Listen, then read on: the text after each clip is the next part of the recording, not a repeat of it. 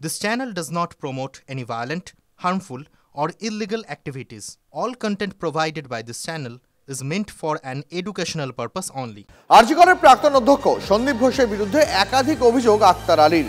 টালা থানায় অভিযোগ জানাতে গেলে পুলিশ এফআইআর দায়ের করেনি বলে অভিযোগ আরজিকরের প্রাক্তন ডেপুটি সুপারের। পুলিশ শুধুমাত্র লিখিত অভিযোগপত্র জমা নিয়েছে বলে জানিয়েছেন তিনি। আজ হাইকোর্টের দ্বারস্থ হচ্ছেন আক্তার আলী। নিরাপত্তাহীনতায় ভুগছেন, আদালতের কাছে নিরাপত্তা চাইবেন বলেও জানালেন আক্তার আলী।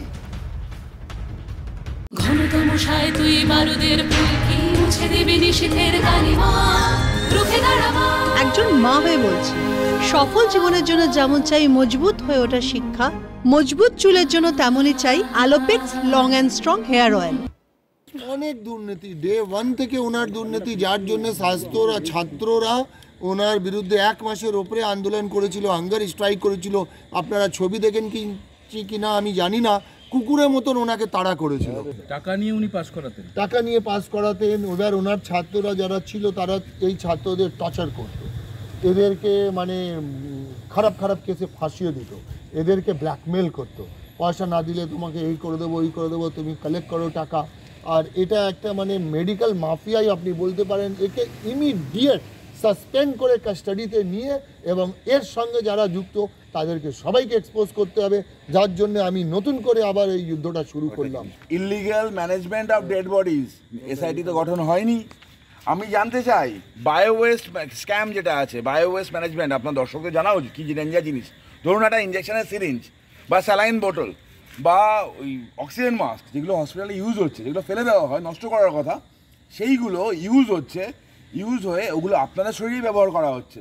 কতটা ডেঞ্জারাস হতে পারে? কারণ এইচআইভি পেশেন্টের কোনো একটা সিরিঞ্জ যদি আপনার বডিতে ব্যবহার করা হয়, কী হতে পারে কোনো আইডিয়া আছে? হেপাটাইটিস সি হতে পারে, এইচআইভি হতে পারে, বিভিন্ন রোগ হতে পারে।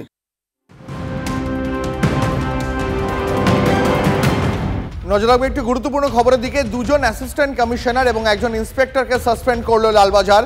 আরজিকর হাসপাতালে ভাঙচুরের ঘটনার দিন এমার্জেন্সি বিভাগে ডিউটি করছিলেন 3 জন। কর্তব্যের গাফিলতির অভিযোগে সাসপেন্ড করে বিভাগীয় তদন্ত শুরু করল লালবাজার। আরজিকরে ধর্ষণ খুনের কিনারায় আনা হলো উন্নাও হাতরাসের 2 প্রধান মহিলা তদন্তকারীকে। সিবিআই এর তদন্তকারীদের দলেই রয়েছেন এই 2 দুঁদে আইপিএস অফিসার সম্পত মিনা আর সীমা পাহুজা। হাতরাসের ঘটনায় সিবিআই এর তদন্তকারী দলে ছিলেন সীমা এবং পাহুজা। আর ঝাড়খণ্ডের আইপিএস সম্পত মিনা হাতরাসের পাশাপাশি উন্নাও ধর্ষণ মামলা তদন্তেরও দায়িত্বে ছিলেন। তদন্তভার পাওয়ার পর আরজিকর কাণ্ডে বিশেষ টিম গঠন করেছে সিবিআই। উচ্চ পদস্থ অফিসারদের নিয়ে তৈরি সিবিআইয়ের টিম তৎপরতার সঙ্গে তদন্ত শুরু করেছে। সেই টিমেই রয়েছেন সিবিআই আধিকারিক সীমা পাহুজা। হাতরাস ধর্ষণ কাণ্ডে অন্যতম তদন্তকারী অফিসার ছিলেন অতিরিক্ত পুলিশ সুপার পদমর্যাদার আধিকারিক সীমা। সে সময় উত্তরপ্রদেশের গাজিয়াবাদের সিবিআই ইউনিটে দুর্নীতি দমন ব্যুরোয় কর্মরত ছিলেন সীমা পাহুজা। কাজের স্বীকৃতি হিসেবে পুলিশ মেডেল সহ একাধিক সম্মান পেয়েছেন তিনি। সীমা পাহুজার পাশাপাশি আরজিকরের তদন্তে রয়েছেন হাতরাসের তদন্তকারী দলের নেতৃত্বে থাকা আইপিএস অফিসার সম্পত মিনা। বর্তমানে সম্পত মিনা সিবিআই এর অ্যাডিশনাল ডিরেক্টরের পদে রয়েছেন। তিনি 1994 ব্যাচের ঝাড়খণ্ডের আইপিএস ক্যাডার। চাঞ্চল্যকর উন্নাও ধর্ষণ মামলার তদন্তকারী দলের নেতৃত্বেও ছিলেন তিনি। একই সঙ্গে হাতরাস গণধর্ষণ মামলাতেও তদন্তকারী দলে ছিলেন এই দুধে অফিসার। আরজিকর তদন্তের কিনারা করতে মুখ্যমন্ত্রী মমতা বন্দ্যোপাধ্যায় কলকাতা পুলিশকে 18 আগস্ট পর্যন্ত সময় দিয়েছিলেন, কিন্তু 5 দিন আগেই কলকাতা হাইকোর্ট তদন্তভার সিবিআই হাতে তুলে দেয়। তার আগেই পুলিশ অভিযুক্ত সঞ্জয়কে গ্রেফতার করে।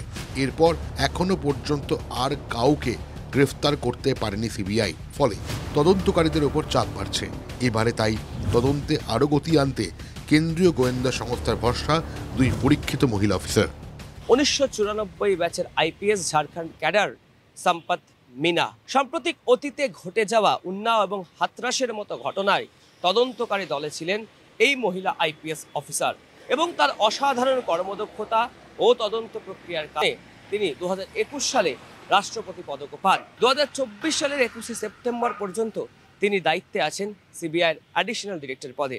সেই মহিলা আইপিএস সম্পত মিনাই কলকাতার তিলোত্তমার মৃত্যুর ঘটনার তদন্তে। এখন দেখার বিষয় কত দ্রুততার সাথে এই তদন্ত প্রক্রিয়া শেষ হয় এবং বিচার পায় তিলোত্তমা।